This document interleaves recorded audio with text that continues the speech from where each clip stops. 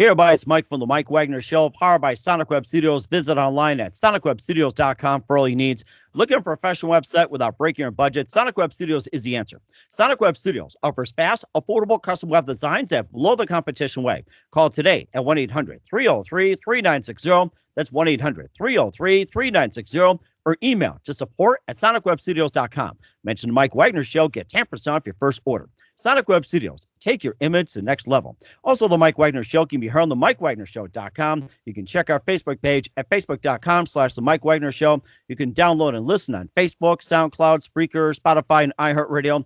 Also on Anchor FM, Radio Public, iTunes, Google Play, and Apple. Take the Mike Wagner Show with you on any mobile device. Subscribe to the Mike Wagner Show on the YouTube channel. We're here with a very playful trio from London, England called the Deep Blue Sea. They're a blues rock band from London, England, formerly known as the Little Devils before changing to the DBS. They've got a new album out called Strange Ways and have a new single, which we'll talk about. And these are compromised with members from the U.S., Sweden, and also from Spain as well. And, of course, just very unique sound. Check them out, deepbluesea.music.co.uk, and live from Joliet, England, with a little bit of wine and close to midnight tea. Ladies and gentlemen, live from London, England, the Deep Blue Seas, Graham, Amanda, and Diego. Guys, good morning, good afternoon, good evening. Thanks for joining us today. Good evening. Good evening. Hello. Yes, I love to see all your faces here, by the way. If you can stand up, that'd be great. And I'll take a little wine, by the way. Thank you. So you've been doing Deep Blue Sea for quite a while before changing your name, and you've got a new album out coming up. You're a blues rock band from London, England, and you guys are from the U.S., Sweden, and also from Spain as well, with a very unique background. And first of all, before we get into all that, tell us how you got started with the band. The last person out of the four of us to join the band was Amanda. Amanda joined in last year, and after doing 3 gigs, we recorded a live album, which just shows how amazing Amanda is as a drummer. And we recorded that last May, and then during the course of the year after that and into December, we were writing the rest of the songs for the studio album. We recorded the studio album in December of 2018 into February 2019, and it came out, and we've been touring since sort of summer, promoting the album. It's gone down fantastically well, I'm glad to say, touch wood. We've played lots and lots of festivals around the UK. It's been a lot of fun. It sounds like a lot of fun too. And Amanda, let's talk about how you got started and how you got involved. You've got a great story to tell. Do I? Well, I joined the band about a year and a half ago, and Graham had contacted me a year prior to that because they needed a deaf drummer. And the first time you contacted me, I couldn't actually do it. So we just sort of kept in touch online. And then he contacted me a year after that and sort of said, actually, we still need a deaf drummer. And I sort of came in and I did a few shows. And we recorded the live album. And then I sort of ended up being a permanent member, which has been really great. Mm-hmm. And also Diego as well too. A little bit of wine. You can just tell us how you got involved. Oh, I still try to find out why that happened. It's okay. You can have a few more glasses of wine, then we can talk. How's that? It was the wine and the love of music what put this band together. Yeah, I know, by the way, before the connection, we lost the connection before. Amanda was saying something about she joined the band because Graham is a great cook and everything. But I have to say something about that. Graham is English. I'm Spanish. Come on. You think really British people know anything about food? Come on. This happens all the time, Mike. We have this argument all the time. Oh, really? Okay. I mean, who's right in this case? You think, will this ever end? I mean, if you argue, you can do it right here, too. It's okay. It's just a show. That's all. So. Amanda keeps the peace by eating all of our food. So And of course, Dragus is American, so she doesn't know anything about food at all. Oh, really? Okay. And Dragus, whereabouts in America you're from? She's not Dragus, not here, but she's from LA. Oh, Los Angeles. Okay. She's currently actually in Los Angeles because her sister's getting married, or just got married last weekend, so she's on a holiday. Oh, congratulations. Thank you. Well, I'll pass it on. Okay. All right. We will do that. And of course, just tell us about how you guys got started in your careers before you formed Deep Blue Sea, which used to be Little Devils. Yeah, go ahead, Graham. All right. Okay. Well, I started a long time ago. I come from the north of England, which is about 300 miles north of London. Getting close to the border of Scotland, really, a place called Newcastle. And I moved down to London, and the first band I joined was actually a new wave band managed by Malcolm McLaren, who was the manager of the Sex Pistols. Oh, wow. I thought to myself, wow, this was very easy. So I just moved down from the north, and I become immediately in this band, and life is going to be so easy after that. But it turned out it was a little bit more difficult than that. There was a few more twists and turns involved, but it was fun. It was good. And then things went on for that period of time until I ended up here, learning about songwriting, learning about music, learning about working with people and how to cook better food than anybody else along the way. Ooh, cooking food. You know what? I can see it right now. It's like, playing for food. I think that'd be a great idea, maybe for next album. And Graham, who are some of your musical influences that inspired you and also growing up? Well, my father was a jazz musician, and as was his brother, and my grandmother. This is going back to God knows how long. She actually sang and performed in the music hall. So I grew up in a music family. But my influence is music. The first major influence was the Beatles, and then I found that get inspirations for music tends to be a journey backwards. It's happened with individual musicians. For example, Bob Dylan. I only heard Bob Dylan in the 70s because that's when I became musically aware. But I had to go back then and find out Bob Dylan's stuff in the 60s. And you go back and hear that, and that takes you back to the things that influenced him in the 50s, and then back to the 40s. And the same thing happened with Eric Clapton's another example. I got into Eric Clapton when he was in a band called Derek and the Dominoes. Mm-hmm. And then, well, obviously Cream had already split up, and I had to go back and find out all about them. And when you look at the Cream album, you would see the writing credits would credit somebody like, say, Chester Burnett or McKinley Morganfield. So you'd have to find out who Chester Burnett was. Turns out he was a guy called Howlin' Wolf. And I had to find out how Howlin' Wolf music, and McKinley Morganfield was Muddy Waters. So I had to go and find out about Muddy Waters. And that takes you back to Robert Johnson.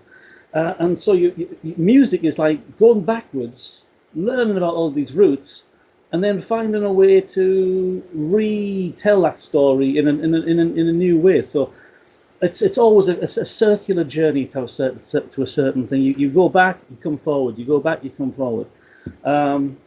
That to me is what it's all about. I don't think it's ever happened to me in any other way than that.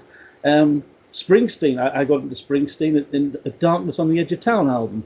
I wasn't aware that he had 3 or 4 other albums out before that until I didn't know who he was. Then I went to go back and find out, and that's always sort of been the way it's happened with me. Wow. So yeah. That was something. Keep going here. And also, too, I was going to mention about Robert Johnson. He later influenced Muddy Waters, and he had Mick Jagger and the Stones and everything else. It's like, it was just an amazing chain. Oh, absolutely. He's like he's the, if not the most fundamental pillar of all of contemporary blues music, all music. You can say so much came from that. That he was the source. He's like Moses coming down the mountain with the 10 Commandments or something. His legacy is absolutely immense. It can't be overestimated. That is something too, and I could see Moses right now adding the 11th commandment: "Thou shalt play the Beatles." Yeah, well, It sounds like you got a great foundation as well too, and an influence in music. And Amanda, since you're from the Sweden area, and tell us how you got started musically. Oh wow. uh, well, well, yes, I am Swedish, so my first favorite band was actually ABBA, and I know all the songs, all the lyrics, both in English and Swedish.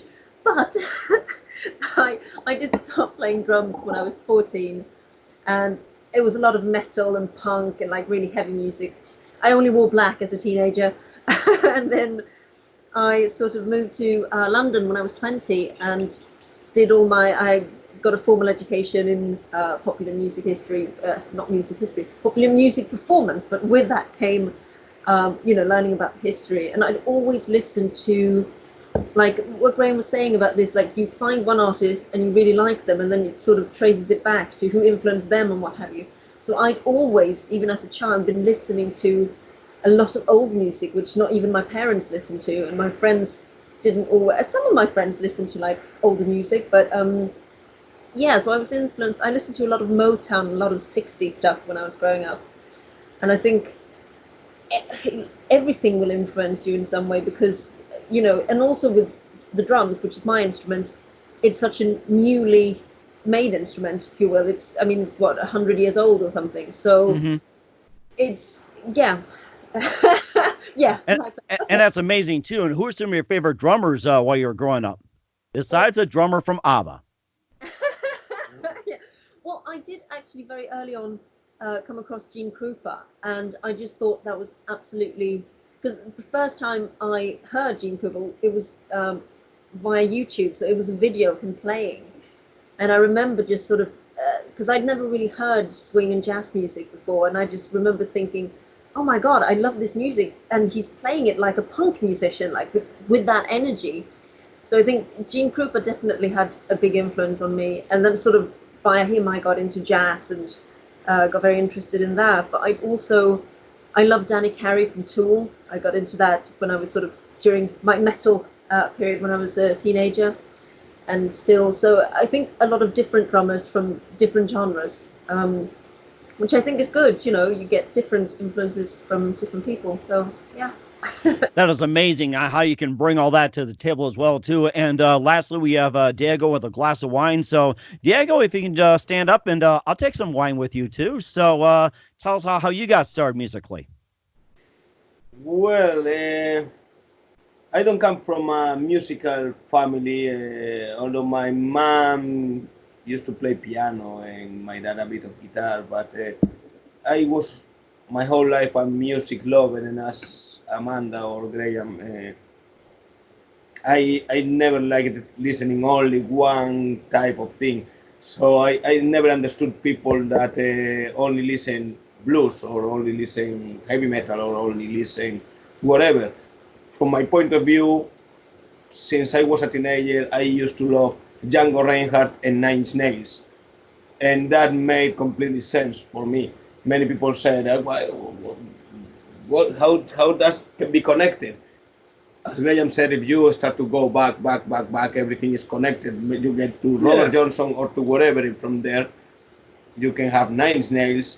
Well, not Django Reinhardt from Robert Johnson, but yeah, I would love to see them together. But the thing is, in one point, it made sense for me. I started to play guitar really late. Actually, I was 17. And in one point, I decided, okay, this makes no sense. I love music. My life, since I wake up till I go to bed, is music. So I need to do something with this. So one day I got a guitar, and since then, well, I tried to learn everything. Yeah, since from Django Reinhardt to Nine Inch Nails, from Wes Montgomery to to Tommy Manuel. I love all kind of music, and I think everything. Actually, one of my biggest influences was a guy called Danny Gatton, that probably you know. He was from Washington, I think.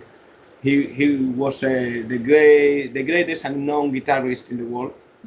Yeah, it's called like that. And the thing I loved about him is he was mixing blues, jazz, country, rockabilly, swing, and everything in the same song. So Wow. he was the greatest, and that was for me always what it made sense in terms of music. I try to put everything together and. I think one of the I think one of the things about the band, Mike, is the fact that apart from we're all together enjoying the music that we create together, but individually, I guess we all bring influences from different areas. And what makes that work is Dragas, our singer, has a phenomenal sense of melody. She's a composer. She's a great pianist. She's a great guitar player, basically. But her knowledge of melody and her ability to create melody is fantastic. Iago, he plays guitar in the band, but he's a phenomenal finger-picking guitarist. He's a great acoustic guitarist. Amanda's influences, apart from the jazz, she's got great other great techniques in these, and a great way of coming up with rhythms and stuff for the band to make it more interesting. It's never just an obvious thing. So all of those things combine to make what we do different, and we can go in any direction. And I like the way that we won't we're not limited by any sense of fear of stepping outside of any genre. Well, that's one of the reasons why the album is called Strange Ways as well. Yeah. Oh my gosh, that's phenomenal. And we'll talk about your album as well, too. And some of your albums as well, too. A little bit of history. Listen to the Mike Wagner Show at the MikeWagnerShow.com, powered by Sonic Web Studios. Visit online at SonicWebStudios.com for all your needs. Look at a professional website without breaking your budget. Sonic Web Studios is the answer. Sonic Web Studios offers fast, affordable custom web designs at below the competition way. Call today at 1-800-303-3960. That's 1-800-303-3960. Or email to support@sonicwebstudios.com. Mention the Mike Wagner Show. Get 10% off your first order. Sonic Web Studios. Take your image to the next level.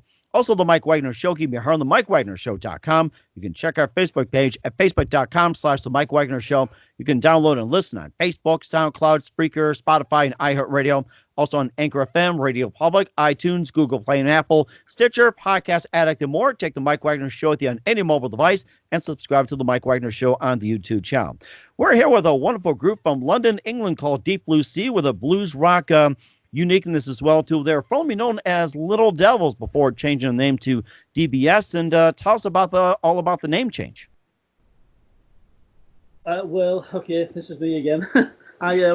Sorry about that. I never liked the name Little Devils. It was thrust upon us because we didn't actually have a name, and we were doing a gig, and somebody said, "You have to have a name for this particular gig," and so we were given this name, and it stuck. We got stuck with it, and then I didn't like it, and it came to an opportunity to completely change the name when we were changing the lineup, and I stuck around. I was looking around for something to thinking about what I was going to change it to, and when there's a phrase, I'm sure it's a phrase that's also known in America, where when you get caught between the devil and the deep blue sea, and I was thought, well, I'm caught between Little Devils and the deep blue sea, so I'll go for Little Devils. I'll go for Deep Blue Sea. Sorry. What was the reason for calling yourselves Little Devils in the first place? I had a song called Little Devil, which is what my gran used to call me when I was just a little kid. I always used to remember. I know what you're doing, you little devil. Something that just stuck, and so we had this song called Little Devil, and there's nothing more significant to it or sinister than that. I'm afraid it's a Deep Blue Sea. I mean, I wasn't even aware there was a film about a shark called Deep Blue Sea. I was aware that there was a play by a guy called Terence Rattigan, which is this a love triangle passion drama thing, which Rattigan had written very eloquently about his own personal life, but he changed the facts and put it into a situation. And it was kind of a play set after World War II, when a fighter pilot had come home having fought in World War II, and the stress level that he fought, that he experienced as a fighter pilot fighting in World War II had left him in some ways totally broken, and he couldn't get back to that that level of excitement, that level of intensity. Meryl Streep made a film called Plenty, in which she played a very similar person, and it's a very emotive subject. To feel that you're put into a situation of life and death. You come through it, and life after that can't replicate the intensity of that moment. And I was struck by it. It was a very effective play, and it meant a lot to me. Still does. Wow, that is something too. And of course, you also start with your first of many albums. This is how it starts. You also have the first song, "Hang My Head," and tell us about your first album. Oh wow! Well, the first album, "This Is How It Starts," is called "This Is How It Starts" because that's how it started. It's also "This Is How It Starts" is the first line from the song "Hang My Head."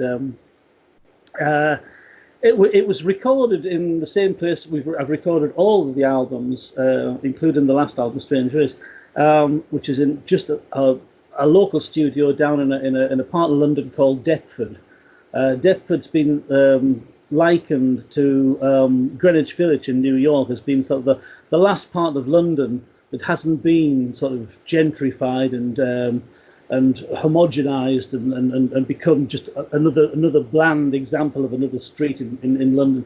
Deptford is definitely not another part of London that you would think, oh, this looks the same as everywhere else. It's kind of different. It's a bit more funky. And so we recorded it down there. It was a bunch of songs that I'd written with various different people, and it was just reflected. It was called "This Is How It Starts," not only because of one of the songs, "Hang My Head," but it was also called "This Is How It Starts" because it was all of the songs were written in a period of time where they were all about that moment in time, which was 2009. At a time when the global recession was kicking in. And I remember walking through London and seeing so many homeless people in doorways, sleeping rough and things. And a word came up a phrase came up from a film. "Orphans of the Storm" was a title of a French film that was made in something like 1930. I must explain. I grew up not only with my family musicians, they were also film buffs. And my father's uncle, my father's cousin was a guy called Bill Travers. He was in England anyway. He was a famous actor. He played in a couple of films, Ring of Bright Water and Born Free. And we kind of had all the films were just surrounded our family. And so I grew up with films as well. So there's this film called "Orphans of the Storm," which was set in the French Revolution and about two women who survived all sorts of deprivations in the French Revolution. And I took that title because as I walked around and I saw all the homeless people, and I thought they are orphans of this storm that's raging around the world and creating terrible times in America as it was in England as well, and it was a bad time. So that's what that first album was about. So are a lot of your songs based on what's been happening in England, like during the hard times, based on films, or what were most of your songs based on? Well, interestingly enough, one of the songs off the last album is a song called "No Passaran," which you might think the title. No Passaran. Iago knows how to pronounce it. You might think it's going to be about Spain, but it's not. It's about it's about now in London, but it's also about London in the 14th century and London in 1936. So it mashes up a lot of various different things. Wow. So it's like you're taking songs and you're just mashing from like the early London to later early London into modern London. You're smashing them all into one. That's amazing. Yeah. It is. And it's also the typical blues song that mixes bolero rhythm with funk and with funk. Yeah. And did you allow these guys to throw in some Spain and Sweden into the mix in your songs? Oh, absolutely. Iago writes the music. Iago's a master of. He's an amazing musician. So Iago writes the music. I scratch out bits of words, and Dre turns those bits of words into wonderful melodies, and Amanda turns the rhythms into wonderful rhythms. I'm the worst drummer in the world. Worst drummer in the world? We'll see about that. I'm joking here. You also have a second album called Diamonds and Poison, which you have a song called Soho by Night. And tell us about your second album. Wow, right, okay. Diamonds and Poison, well, the title Diamonds and Poison comes from a line on that song, Soho by Night. Soho is my favourite part of London. As I wander around Soho during the day or by night, you see so many characters, you see so many people. There's such a mix of all life is there. It's creative, it's interesting, it's alive, it's really buzzing. And the later it gets, the more buzzy it gets. And it's just my observations of the various different people that you see. And it's sort of mostly, it's quite light-hearted. I must confess, I got a degree of help with some of the music by a guy called Robert Zimmerman, or Bob Dylan as he's otherwise known. He did help me with a few of the chords. The lyrics are quite light-hearted. It's just the observation of some people, except for there's one point in time where, of course, the thing is, London and Soho can be absolutely amazing, but it can also be very sleazy, and it can be a little bit sort of dangerous here and there. And so it gets down to one little point in the song where it's sometimes you get this idea that some people are looking for diamonds and all they're getting is poison. It's actually that song was selected to be on a thing called The Voice USA, which is a TV program. I don't know much detail about it because I was never able to go and do it, but it was actually selected to be on a program called The Voice USA as a song. Oh, the program on in the USA called The Voice. Okay, now I got it. That is very big, and that song's been selected. What was it been selected by you? They asked you to come on, or was it selected by somebody else and they asked permission from you to sing it? It was selected by the producer. This is back in 2012. Wow. She contacted me and said, I don't listen to songs all the way through because I just don't have time. He said, unfortunately with this song, I had no choice but to listen to it all the way through. I just thought it was so good. Unfortunately, we simply could not get the band over to America. It just not absolutely, it wasn't possible at all. So we couldn't take it any further. Mm-hmm. And of course, I'm sure you get another crack as well too. Like say you've got your other voice similar, like in Britain and Sweden and Spain and everything else. And you also have that album called About Time, which is kind of a little tongue in cheek to This Is How It Starts. And you kind of said it's about time, and you can just tell us about that. And of course, this also led to The Storm Inside, which appears from what you talked about, almost like your epic album, The Storm Inside. So The Storm is, I suppose it's almost as close as you can get to a concept album, because it starts with an instrumental called Storm Warning, and it ends with an instrumental called Heavy Weather. And in between, there are certain songs, I guess, there's one called It's Going to Be Cold, or Cold, I think it's called. And it's a song about, I guess, in the current environmental crisis, and how things seem to be escalating out of control, and unless we do something very quickly, I think we're heading for a really terrible time.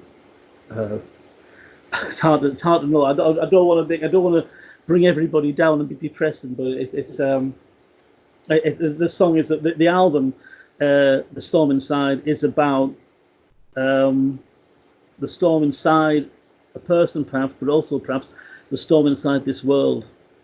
Mm-hmm. Now, well, there's going to be no stopping. Right. Yes. And of course, you also have your compilation "Hell Must Be Empty" as well too, which basically just have all your songs in it as well too. And then you also got the Deep Blue Sea's first album. We'll talk about that, and plus your upcoming single and your new album. But first, to listen to the Mike Wagner Show at the MikeWagnerShow.com, powered by Sonic Web Studios. Visit online at SonicWebStudios.com for all your needs. Looking at a professional website without breaking your budget, Sonic Web Studios is the answer. Sonic Web Studios offers fast, affordable custom web designs at below the competition way. Call today at 1-800-303-3960. That's 1-800-303-3960, or email to support@sonicwebstudios.com. Mention the Mike Wagner Show, get 10% off your first order. Sonic Web Studios, take your image to the next level. Also, the Mike Wagner Show can be heard on the MikeWagnerShow.com. You can check our Facebook page at Facebook.com/the Mike Wagner Show. You can download and listen on Facebook, SoundCloud, Spreaker, Spotify, and iHeartRadio. Also on Anchor FM, Radio Public, iTunes, Google Play, and Apple. Take the Mike Wagner Show with you on any mobile device. Subscribe to the Mike Wagner Show on the YouTube channel. Well, of course, enjoying a little wine and company with all you guys over here, and I'm sure you can do technology where you can pour some wine. And Diego, want to pour me a little cup in here, please? Can you do that right now? Sorry. Okay. All right, here we go. So let's try to pour some in and like that. Okay. And what kind of wine is that, by the way? It's a Spanish wine. It had Of course. It's not going to be a British one. No, it's a Spanish Tempranillo. Ooh, you're making me thirsty for some, I'll tell you that. And before we drink a little more wine here, we're here with the members of the Deep Blue Sea, formerly known as Little Devils. They're a blues rock band based out of London, England. We talked about some of their music, and switching over to DBS, you've got your first album out, which is called Live It Up, and tell us all about that. And Graham, you've been doing a lot of speaking, and Amanda and Diego, yeah, go ahead and just jump in. Right. Well, that was an album. It's a live album, and it was recorded. I think it was my 4th ever gig with these guys, because they originally got me in as a deaf drummer, or I think in America, I think you call it a sub drummer, a substitute drummer. Actually, I think it's more fun the first gig we did together at the Limelight Theatre. Oh. You remember that? I can't forget that. The first time ever that Amanda played with us was a gig we did in a theater, and I got food poisoning from chicken I bought in a supermarket, and I had to end the gig halfway through to go to vomit, and not only vomit.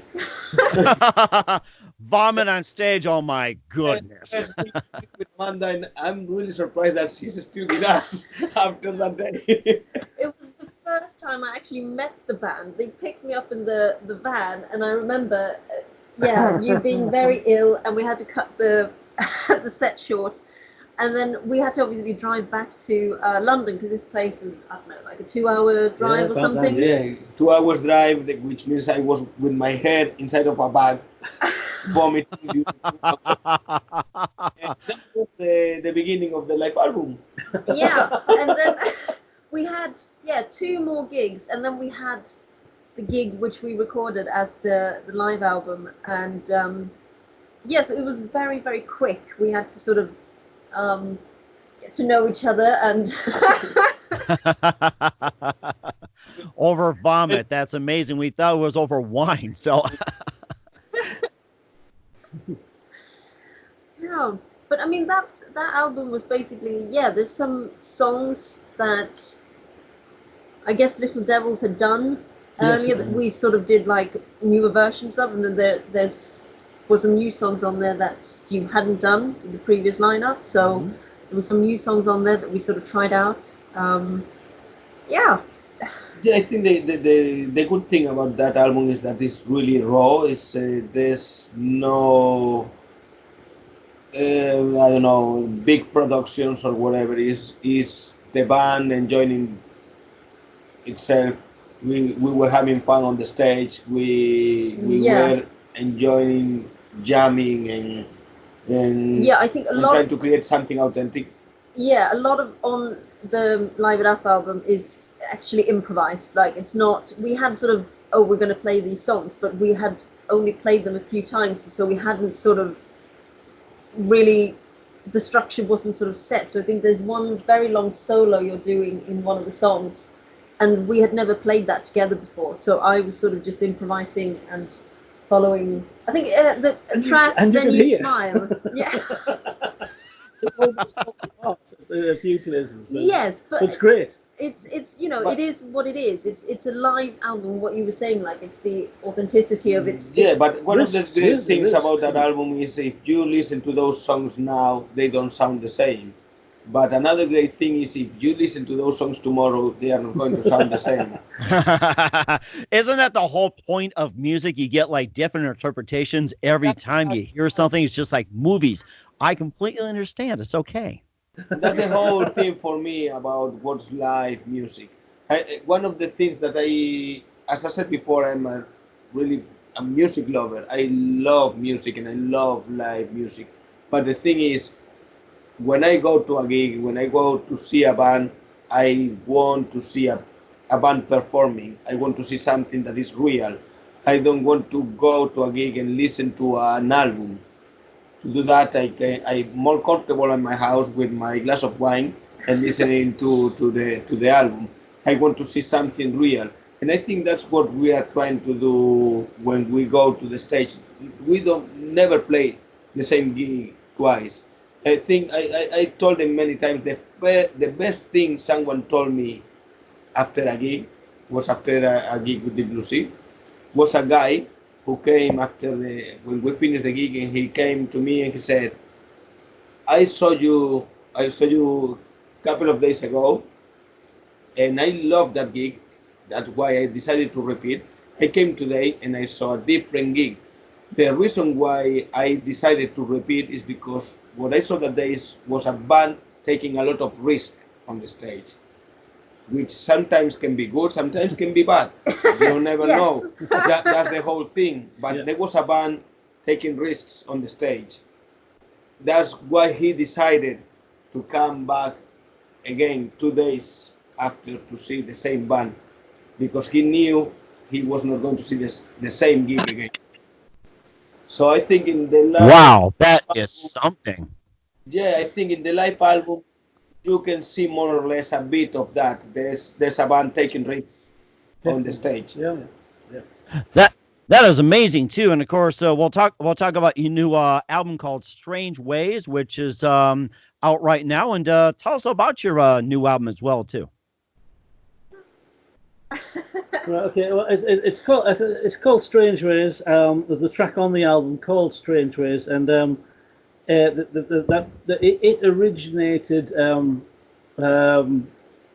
was it originated because of three things. Firstly, there was a terror attack in Paris at the Bataclan nightclub. There was I think an American band on called Eagles of Death Metal. Eagles of Death Metal, yeah. And there was a terrorist attack against people at a gig were killed, and that shook me. It shocked me terribly. And then in Manchester, in England, there was a pop concert by a young American girl. Ariana Grande. Yes, I remember that. And I think that band in Paris, that was an American band. I couldn't remember it. It was death metal. It was like little known, but that made that they became famous after the attack. And I mean, it was just unfortunate. You're right. But Ariana Grande, I think that really drew a lot of attention in Manchester, what happened. It was awful. It was terrible. And I'd been writing some lines down about those two things. And then the third thing that happened was in London, in London Bridge, there's a market called Borough Market. It's where they filmed Bridget Jones's Diary and lots of other films. It's kind of a key central spot in London. And there was a terror attack there. My son is a cook. He's a chef. He works in that market. He was at work on the night of the terror attack, and it didn't take long for us to find out he was okay. We called him, and everything was all right. But the 15 minutes of trying to contact him was the most horrific moment in my life, and he was involved in the whole thing. He knew people he knew people who were throwing chairs at these terrorists who were coming at them with machetes and things, and there was these cooks and chefs and people just throwing chairs, trying to slow them down before the police got there, and it was horrific. And so I'd written these words down, and Iago wrote some amazing music. It fitted, and then the words. Well, our singer Dragus took my two-note melody and turned it into a wonderful melody of passion and she sings it incredibly well. Amanda put the tempos, the rhythms, the patterns to the song, the feel of like the ins and outs and the highs and lows, and that's the song. That's how the song became the song, and it's called the album is called Strange Ways because of that song, but also because I'd say we go in strange ways as a band. We're not sort of bound to any particular path. The songs we write are written how we want to write them, and if someone comes along that says, well, this isn't blues, but it feels right, or this isn't rock, this sounds like folk music, yeah, but it feels right, and this is jazz, isn't it? Yeah, but it feels right. So if it feels right, we'll feel it. And you do feel it too, the way you're talking as well too. You got a new single called out "Don't Say I Didn't Warn You," and tell us about that one. Amanda, would you like to tell us about "Don't Say I Didn't Warn You"? No, I talk too much, Mike. No. So it's okay if you both want to talk all at the same time. That's fine with me. Makes more magic. Anyway, go ahead. You can do "Eeny, Meeny, Miny, Mo," "Catch a Tiger by the Toe." About the lyrics in the song, I have no idea. I never pay attention to that. The thing is, the music in that song. Well, I think it's fair to say that it was born working along with a drummer I used to play in a different band called JFK. The guy is called Saul Ezra. He's a great songwriter as well. And I was working with him because I was playing with them in those times. And Saul sent me a very, very basic melody with an acoustic guitar doing a really basic strumming. And he sent me that, and from that suddenly a completely different door opened to me, and I came with the riff of that song, the main riff of the song. And suddenly it was one of these moments that don't happen really often, but sometimes suddenly a door is open and everything comes. Yeah. So suddenly I started with the riff and the whole song came behind. I stopped playing with this band and I thought this song is too good to be wasted. I said, I'm saying it in a modest way. I know it sounds like, yeah, I wrote this and it's too good. No. Suddenly I thought, no, it's the music was already there, and I thought it's catchy, it's powerful. So we have to do something with this. And I said to Graham, I have this, and we need to do something with this. So he wrote new lyrics. Actually, I didn't. I only wrote some of them. Dragus wrote it. They took it. Actually, we actually wrote them. I don't know. I told you this.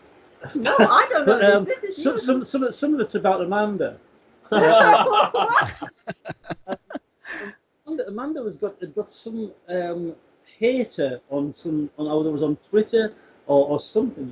You had somebody who was giving you some grief on social media, and I was struggling to finish these lyrics off and I was talking to Dragus, and I said, this song is about the sort of thing, the hassle that Amanda is having, and Dragus said, leave it with me.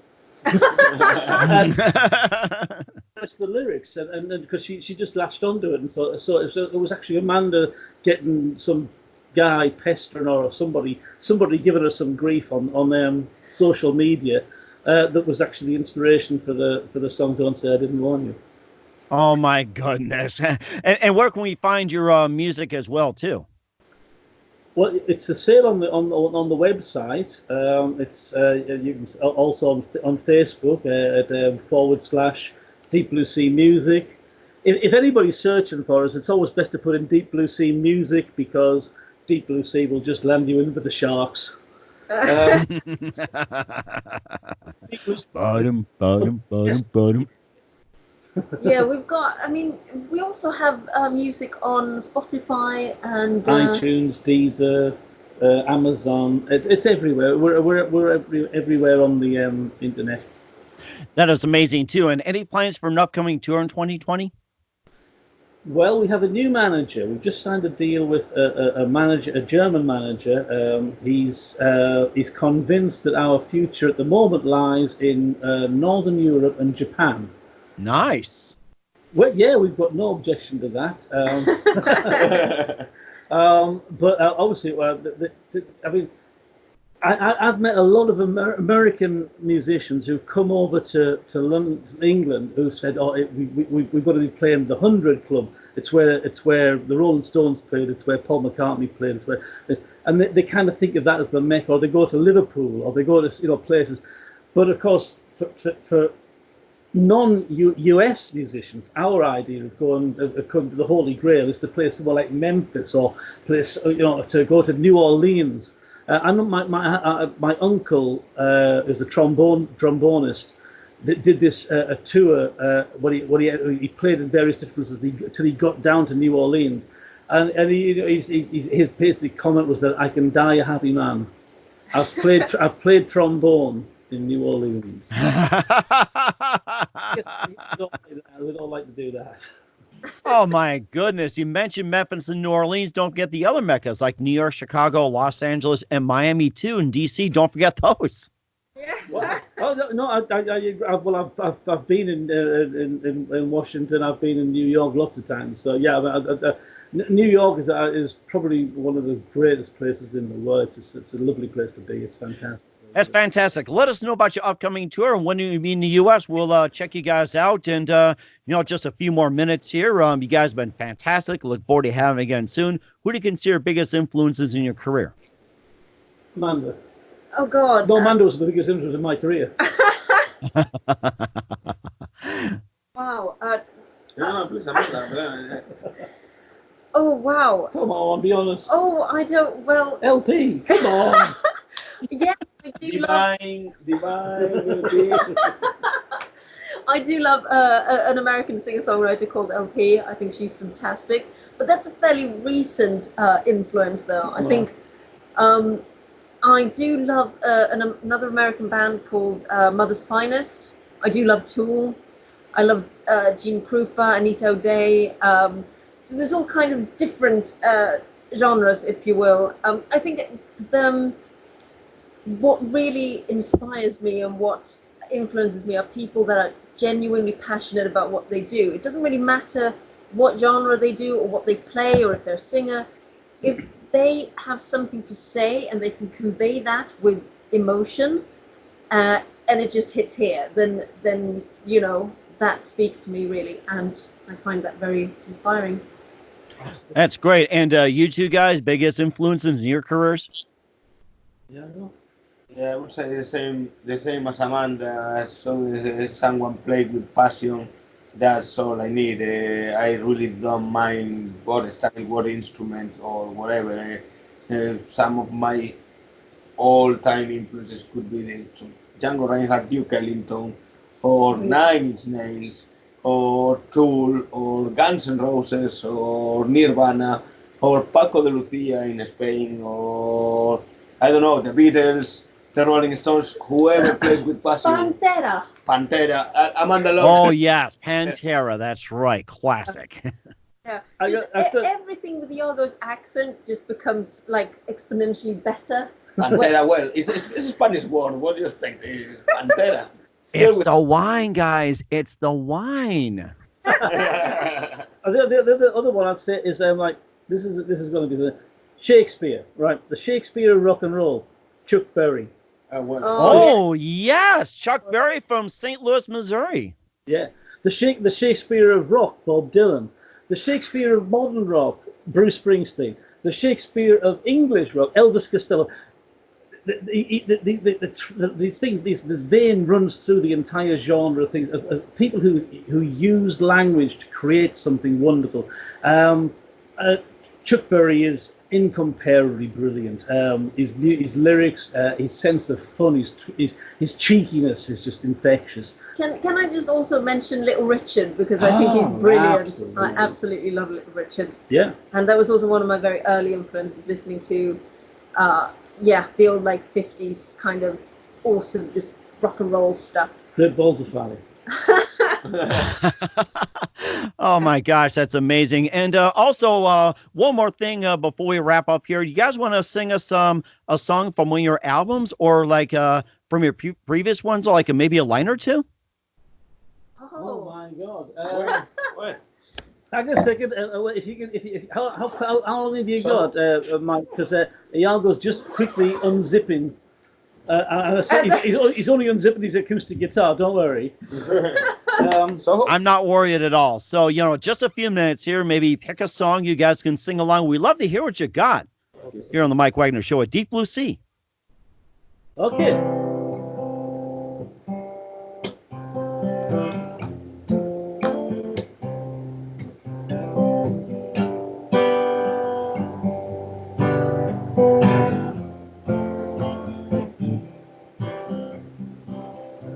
The rose of Piccadilly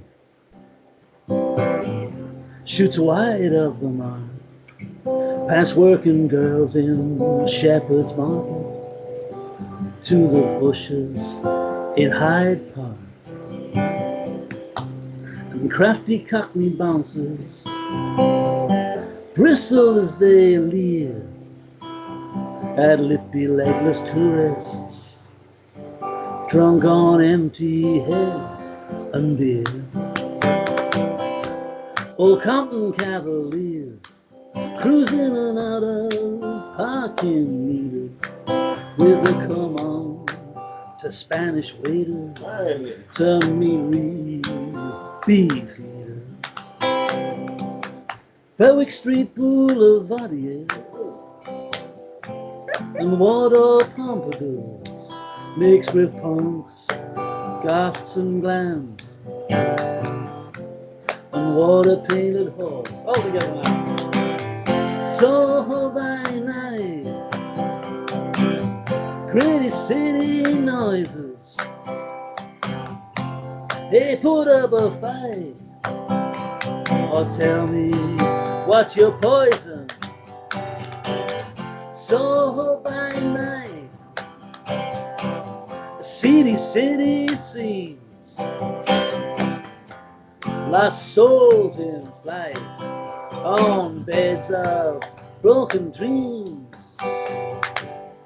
Tourist traps, shrink wraps, and disco dolly dancers watch the Windsors and the Mincers and the Middle-earth necromancers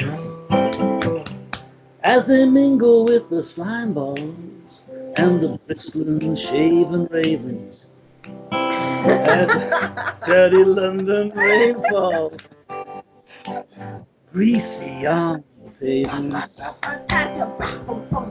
They stand like tombstones, doorway darlings, stretching lurex, with the incense of the funeral, the plastic perfume of Durex. Waiters wolf whistle, it's raining cats and dogs amongst the ghosts of Soho Square in the murky London fog. Soho by night, gritty city noises, put up a fight, or tell me what's your poison. Soho by night, city scenes, lost souls in flight Home beds of broken dreams. Very impressive. Soho by Night. You did a great Bob Dylan impersonation. Great job, all of you. Great job. I've got sinusitis. Oh, that was fantastic. Guys, thank you very much for your time. Deep Blue Sea, ladies and gentlemen. Iago, Amanda, and the leader, Graham, tell us once again the upcoming projects. What's the website? How do people contact you? And where can people find your music? Amanda, could you do that? I've got Oh. my nose is absolutely gone. Well, you can find us on deepblueseamusic.co.uk, and if you type in DBS Music UK, you will find us on all the socials. And if you search on Spotify, iTunes, and Amazon, Deezer, you will find all our music there. Yeah. It's all. If you're just searching for us and you don't know the sites, just type in Deep Blue Sea Music, and we should come up. And haunt you for the rest of your days. After the soundtrack of the film. Yes. That's fantastic. Guys, Iago and Amanda and Graham and Dragus from Los Angeles, wherever you are, I'd like to thank you for your time and I'd like to wish you all the best. Looking forward to having you again in 2020. And do us a favor, keep this update, and we'd love having you back on again soon. I only have one more thing to say. Go ahead. Salud! Salud! That's right. Salud. Oh, gosh, I got to raise it. Yes, raise it. Salud. So much, Mike. Thank you. Cheers, Mike. Thank you very much for having us.